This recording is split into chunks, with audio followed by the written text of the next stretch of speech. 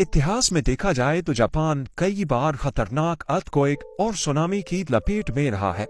वैसे तो अर्थक्वेक और सुनामी से बचना किसी के बस की बात ही नहीं, पर जापान के पास इनसे मुकाबला करने के सिवा और कोई ऑप्शन भी नहीं है। नाजरीन, पिछले 1300 सालों में करीब 143 सुनामीज जापान पर हमला कर चुके हैं, जिनके नतीजे में अभी तक 1,30,874 लोगों की जान जा चुकी है। इनमें सबसे खतरनाक ईयर 1741 में आया था, जिसमें सुनामी की वेव 90 मीटर्स ऊंची थी। अफसोस की बात यह है कि जैसे जैसे वक्त गुजरता जा रहा है, जापान में सुनामी का खतरा भी बढ़ रहा है। सिर्फ 2022 में ही 300 से भी ज्यादा अर्थक्वेक्स रिकॉर्ड किए गए हैं। हत्ता के कई बार एक दिन में 3 से 4 अर्थक्वेक्स भी रिकॉर्ड किए जा चुके हैं। जापान दुनिया का वाहिद मुल्क है जहां अर्थक्वेक्स इतने कॉमन हैं कि यहां पर स्काई स्क्रैपर्स को अर्थक्वेक प्रूफ बनाना कंपलसरी होता है। जबकि 2000 से लेकर 2022 तक जापान 5 मर्तबा छोटे बड़े सुनामी को बर्दाश्त कर चुका है, जिनमें 2011 वाला सबसे जानलेवा था। 11 मार्च 2011 को ओशिका पेनिनसुला से 72 किलोमीटर ईस्ट में समंदर के अंदर 9.1 मैग्नीट्यूड का अर्थक्वेक पूरे 6 मिनटों तक चलता रहा, जिसकी वजह से एक मैसिव जायंट सुनामी ने जन्म लिया। ये दुनिया का चौथा बड़ा अर्थक्वेक, जबकि जापान की रिकॉर्डेड हिस्ट्री का सबसे बड़ा था। इसके नतीजे में जो सुनामी पैदा हुआ, उसने समंदर में 55 मीटर या फिर 180 फीट ऊंची लहर पैदा की। पानी की लहरें 700 किलोमीटर फी घंटा की स्पीड से सेंडाई सिटी में दाखिल हुई और कोस्ट से 10 किलोमीटर अंदर तक पहुंची।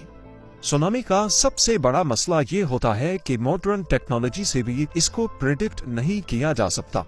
लिहाजा सेंडाई के रेजिडेंट्स, जिनको सिर्फ 8 मिनट पहले सुनामी की वार्निंग दी गई थी, उनमें से हजारों लोगों को भागने का मौका भी न मिल सका। इस वाक़े की वजह से 2,28,000 लोग बेघर हो गए और 15,000 लोग अपनी जान से हाथ धो बैठे। एक तरफ कयामत का आलम था तो दूसरी तरफ यहाँ फुकुशिमा डाइची न्यूक्लियर प्लांट भी फेल हो गया, जिसकी वजह से खतरनाक न्यूक्लियर डिजास्टर ने जन्म लिया। जापान को इस सुनामी ने टोटल 235 अरब डॉलर्स की चोट पहुंचाई, जिसको दुनिया का सबसे महंगा डिजास्टर भी माना जाता है। अब यहाँ सवाल ये पैदा होता है कि जापान हमेशा से ही सुनामी की लपेट में क्यों रहता है। इसकी सबसे बड़ी वजह जापान की जियोग्राफिकल लोकेशन है। पैसिफिक ओशन का ये पूरा हिस्सा जो आप देख रहे हैं, ये दुनिया में 90% अर्थक्वेक्स, वोल्केनिक इरप्शंस और सुनामी का बायस बनता है। ये जो रिंग बन रही है, इसको द रिंग ऑफ फायर कहा जाता है। इसके नीचे दुनिया के सबसे ज्यादा एक्टिव वोल्केनोस मौजूद हैं, जिनको कई टेक्टोनिक प्लेट्स ने घेर रखा है। और बदकिस्मती है जापान की कि वो बिल्कुल इस रिंग के बेल्ट पे आता है। यही वजह है कि यहाँ हर आए दिन अर्थक्वेक्स और हर आए साल टाइफून या फिर सुनामी का हमला होता है। इन सब मुश्किलात के अलावा जापान का एक और मसला भी है, और वो ये है कि पूरे जापान का 70% लैंड एरिया सिर्फ पहाड़ों से भरा हुआ है, और जो 30% फ्लैट सरफेस है वो ज्यादातर सिर्फ कोस्टल एरियाज में ही मौजूद है, जहां सुनामी का खतरा हर वक्त मंडला रहा होता है। पहाड़ों पर पूरे शहरों को शिफ्ट करना तो एक इम्पॉसिबल टास्क है, लेकिन अपनी कोस्टल सिटीज को बचाने के लिए जापान पिछली सदी से मेहनत कर रहा है, और इसकी अप्रोच सबसे अलग है। जापान ने अपने हाई रिस्क एरियाज को बचाने के लिए कोस्ट पर सी वॉल बनाई है, और ये कोई अभी की बात नहीं है, बल्कि सी वॉल्स काफी अरसे से जापान के कोस्ट का हिस्सा रही हैं। 1896 और 1933 में भयानक टाइफून ने जापान के टेरो नामी गांव पर हमला किया था, लेकिन उसके बाद ये गांव कोस्टल डिफेंस सिस्टम की एक आला तरीन मिसाल बन गया, जहां जापान ने 2.4 किलोमीटर लंबी और 10 मीटर ऊंची 2 वॉल्स खड़ी करके गांव को समंदरी लहरों से काफी हद तक बचा दिया। इसके बाद जापान की दूसरी कोस्टल सिटीज में भी ऐसे ही स्ट्रक्चर बनाए गए, लेकिन 2011 बना सुनामी इन दीवारों से भी कहीं ज्यादा बड़ा था। सी वॉल जो सिर्फ 8 मीटर ऊंची वेव्स को रोकने के लिए बनाई गई थी, सुनामी की ये लहरें 12 से 15 मीटर ऊंची थी। इन 10 मीटर की दीवारों ने बेशक सुनामी की लहरों को काफी हद तक रोका, लेकिन कई मकामात पर लहरों ने पूरे के पूरे स्ट्रक्चर ही उखाड़ दिए। 2011 अर्थक्वेक के बाद जापान ने सी वॉल्स को और ज्यादा ऊंचा और लंबा करने का फैसला किया। इस काम के लिए 1200 करोड़ डॉलर्स अलग किए गए और फैसला किया गया कि ईस्टर्न कोस्ट पे 400 किलोमीटर लंबी 15 मीटर ऊंची दीवार बनाई जाएगी। ये दीवारें पिछली दीवारों से करीब 5 मीटर ऊंची, जबकि इनकी फाउंडेशन जमीन में 25 मीटर अंदर तक अपनी जड़ें मजबूत किए हुए हैं। इनकी चौड़ाई भी पहले से काफी ज्यादा रखी गई है और इनका स्ट्रक्चर और डिजाइन खास तौर पर सुनामी वेव्स को रोकने के लिए बनाया गया है।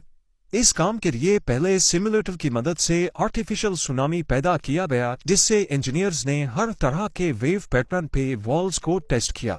एक वाइब्रेटर की मदद से 2011 अर्थक्वेक जैसा पैटर्न पैदा किया गया। वेव्स कितनी बड़ी होंगी तो कितना प्रेशर जनरेट करेंगी, ये सब पहले सिमुलेटर की मदद से कैलकुलेट किया गया था। सिमुलेटर पे नोटिस किया गया कि 2011 सुनामी की लहरों ने डायरेक्टली जापान को नुकसान नहीं पहुंचाया था, बल्कि इसने फ्लड की सूरत में, सैलाब की सूरत में आगे ट्रेवल की। और ऐसा इसी वजह से हुआ क्योंकि सी वॉल्स ने काफी हद तक वेव्स का प्रेशर तोड़ दिया था।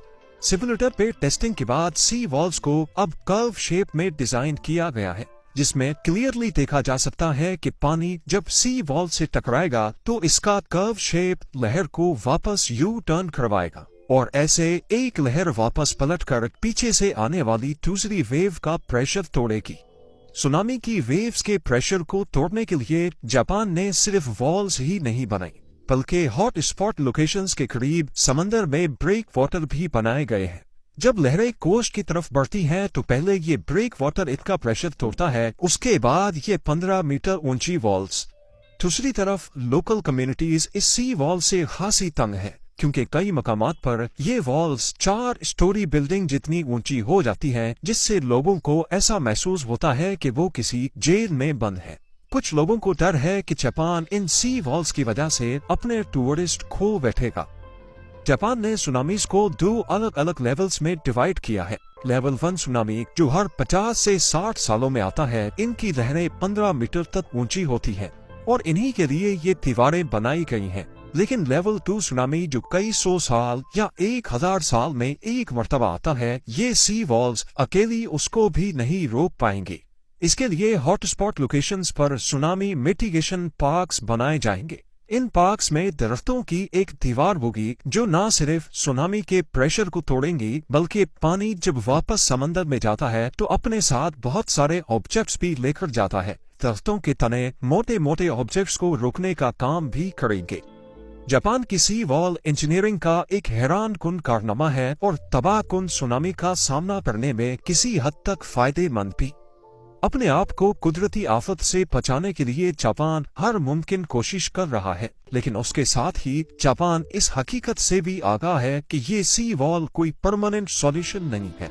बढ़ती हुई ग्लोबल वार्मिंग समंदरों के लेवल को दिन ब दिन बढ़ा रही है, तूफानों की शिद्दत बढ़ रही है और अर्थक्वेक्स एक रोज का मामूल बन चुके हैं। जापान को अच्छी तरह मालूम है कि ये जायंट स्ट्रक्चर इसको कुदरती आफत से 100% प्रोटेक्शन नहीं दे सकेगा।